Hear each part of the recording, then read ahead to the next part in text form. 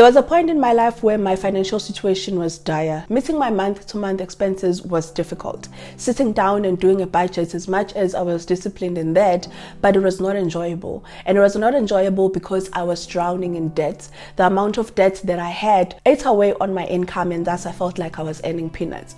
And so I had to change that in order for my financial situation to improve. And so it called that I had to have a desire. It called that I had to be disciplined. It also called for me to be intentional and set clear goals as to what I want my life to look like. And so once I had that in plan and that desire and the drive behind my decision making as well as my goals, it made it possible for me to finally say that I'm living a life of financial stability. So on today's video, I'm going to be talking about what I had to do in order for me to live a financial stable life, in order for me to enter this rich woman era.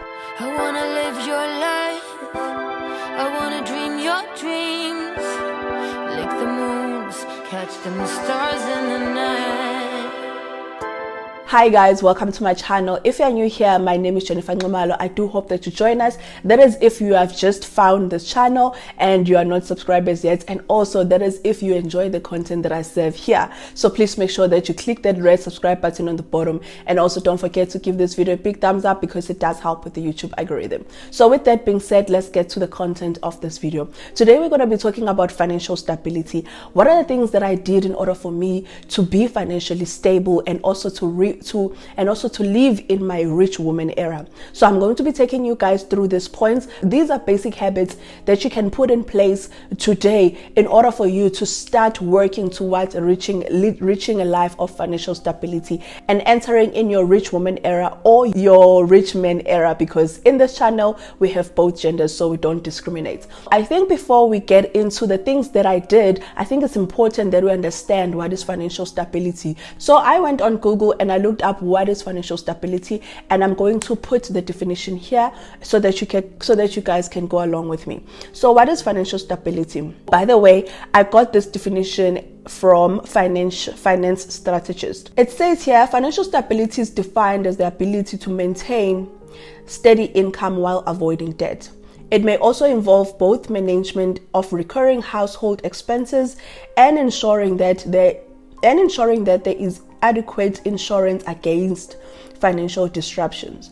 Financial stability allows people to make reasonable plans for the future expenses, save money for retirement or major purchases, invest in other things such as education, meet emergency expenses without incurring debt. So what are the things that normally lead to people to be financially unstable? There are three major things that I feel like can lead to financial instability. The first one is having a salary cut. So let's say at work they cut your salary or you lose a job.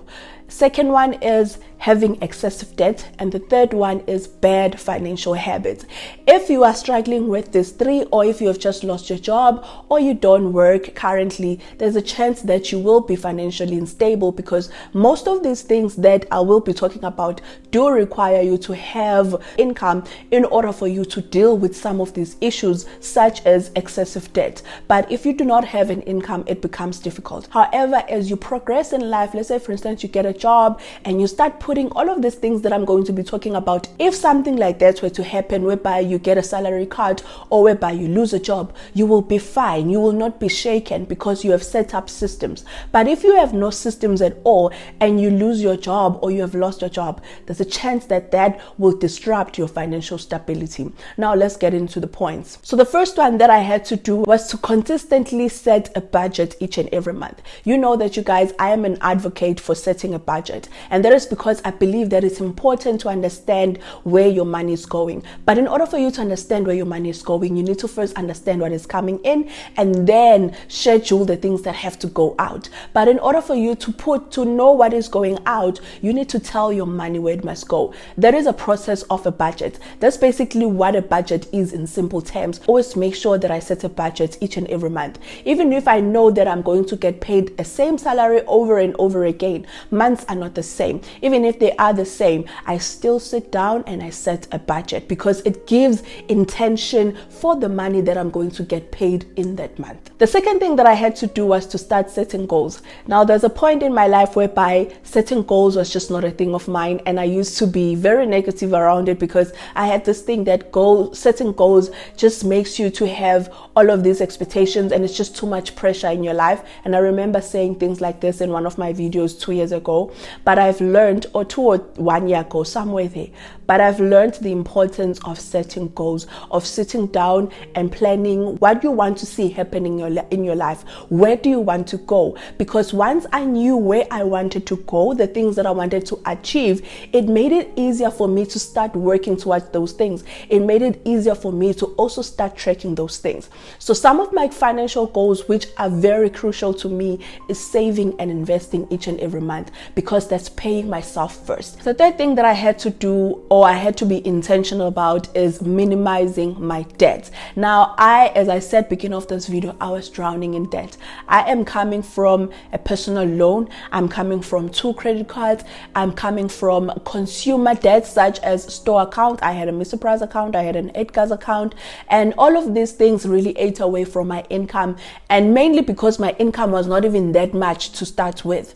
But because of all these things, it really did eat away on my income. And so I had to be intentional about dealing with my debt, minimizing my debt. Now, I didn't really follow, some of the approaches that are there when it comes to dealing with debt. What I did was I looked at my debt, I looked at ones that frustrate me the most, and I started attacking those. So the first one that I dealt with was my consumer debt, because I knew that once I've paid off those ones, then there will be money that will be freed up that I can channel towards paying off my personal loan. And so that was my next plan, to pay off my personal loan. And mainly because my personal loan was just chipping away on most of my resources, on most of my income, and the interest rate there was also very high. And so I paid off my personal loan. All these things, guys, it took time. I didn't just do it overnight.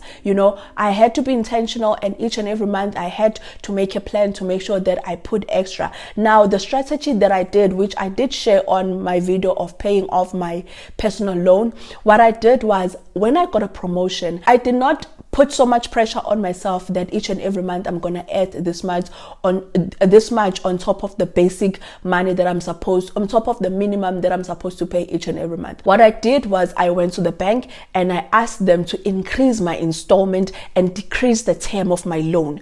Basically, I went to the bank and I restructured the entire loan so that I make it easy for me to work towards paying it off. And so I was paying off 2.5 before I got my promotion, and then I went to the bank, they restructured it, and then I said I wanted to pay 4,000 each and every month. I want the term to be less than 2 years, and so it came down to 18 months, and so I started paying for it each and every month. So I didn't want the pressure of saying, okay, there's a minimum of 2.5, okay, each and every month I can afford to add 1,000, and then doing that, because there will be months whereby I'm gonna feel like I don't want to put in that extra 1,000, which then takes me back towards me paying off this debt. So instead of doing that, I just went to the bank and restructured the entire loan. So when I paid it off, I then started attacking my credit cards. So now, as we speak, the only debt that I have is my house and NSFAS. The fourth thing that I did is I avoided inflating my lifestyle.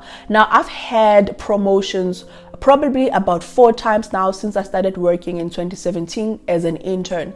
And in all these times, there have been changes in my life. Some of them were necessary changes that had to happen, such as me moving in a decent place from where I was staying, such as me buying this property. But even then, when I was buying this property, I made sure that it was in line with how much I was paying in my rental, where I was renting. The point that I'm trying to make here is, in the 4 times that I've gotten my promotions, I've not excessively inflated my lifestyle. I have not introduced things that were unnecessary to me. And that is why even even now, I'm still comfortable with taking a bus and going to work. And so there wasn't a need of me going out and buying a car.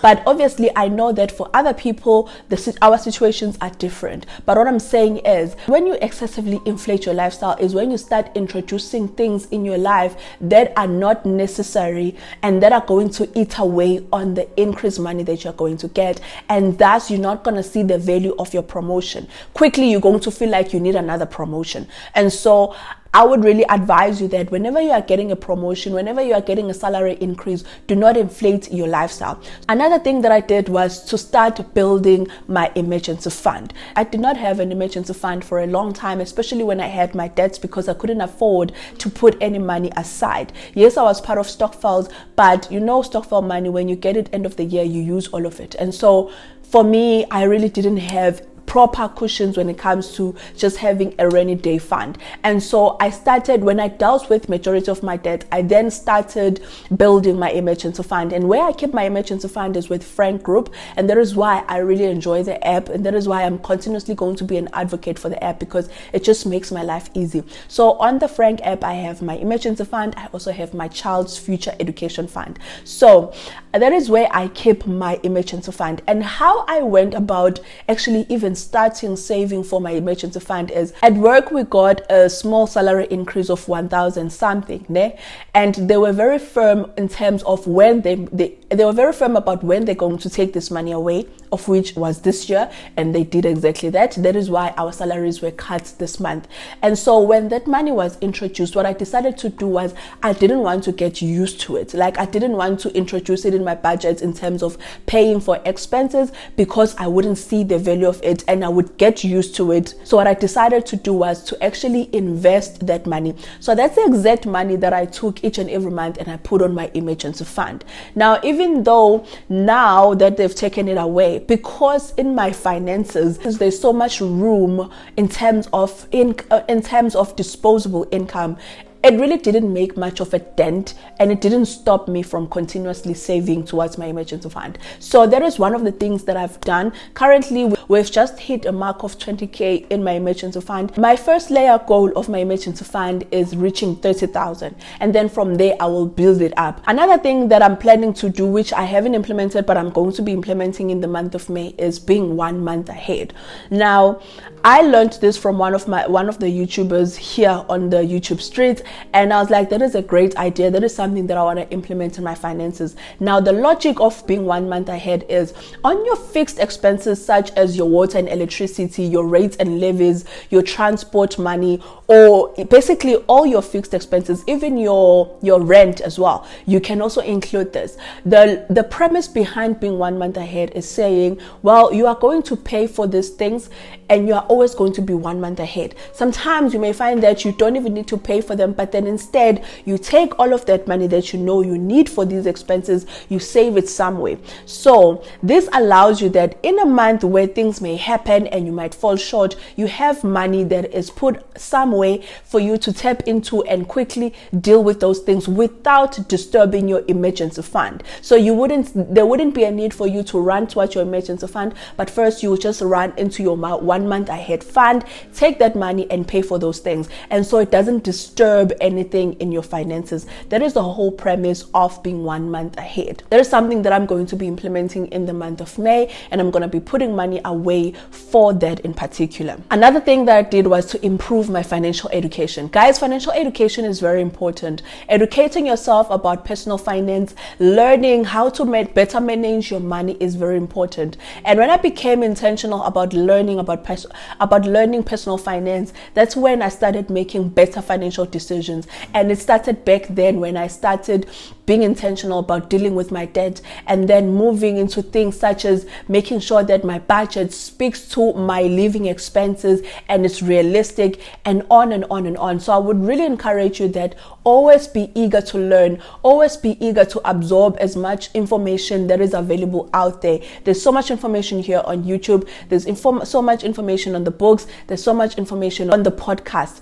Make sure that you learn and absorb. Obviously, also don't just absorb, but don't do anything. When you absorb, implement. And then the last thing that I did was to look at adding additional streams of income. Now, I've always been an advocate of adding an additional stream of income because I just always have something that I'm doing, guys. Like over and above my 9 to 5, I always have something that I'm doing. So I've tried a lot of things and many of them have failed. And I'm proud to say that because I learned from those failures. I learned things that I should avoid doing next time. Currently, my additional streams of income is this YouTube channel. And for a long time, it was not paying me. I only started getting paid on YouTube last year, November. Yes, October, November there. That's when I started getting paid on YouTube. But all along, I was not getting paid, but I was consistent in me making sure that I put out valuable content, even though I knew that YouTube was not paying me. And so that is my one additional stream of income. Another additional stream of income that I just introduced is CV editing, which I normally talk about. If you also want to improve financial stability in your life, add another stream of income, add another way of you making money, because that way is going to allow for you to increase your resources that come in each and every month. And the more you have disposable income, the more you can save and invest, the more you can tackle your debts, the more you can live comfortably without feeling like you are living in a rat race. So these are the things that I had to implement in my life. These are things that I had to be intentional about, things that I had to work on, and things that I had to make sure that each and every month I implement in order for me to live in this rich woman era and have financial stability in my life and feel like if anything were to happen, I will be fine. And that's the desire that I have for you guys as well. If you're watching this video and you feel like right now you're struggling financially, pick some of the things that I've shared here, implement some. Don't implement all of them all at once. You can start with just being intentional about setting a budget each and every month. That way you will understand how much money you have disposable that you can channel towards paying your debts. After that, you start tackling your debts. As you're tackling your debts, you free up some money to then put towards savings. Once you have that in place, you start being intentional about making sure that you're consistent with paying the debts and also saving. And then you continue one step at a time. I really would not encourage you to take all of these things and say, I'm going to do them. But start kancane, baby steps. One step at a time, so that you don't overwhelm yourself, so that you also do feel like you are making real progress. So with that being said, I hope that you guys enjoyed this video and that it was informative for you guys. Please make sure that you did hit the thumbs up button and also comment down below any questions that you may have, as well as if you want to say something positive or give me feedback regarding this video. I will really appreciate it. With that being said, I'll see you on the next one. Please take care and stay safe.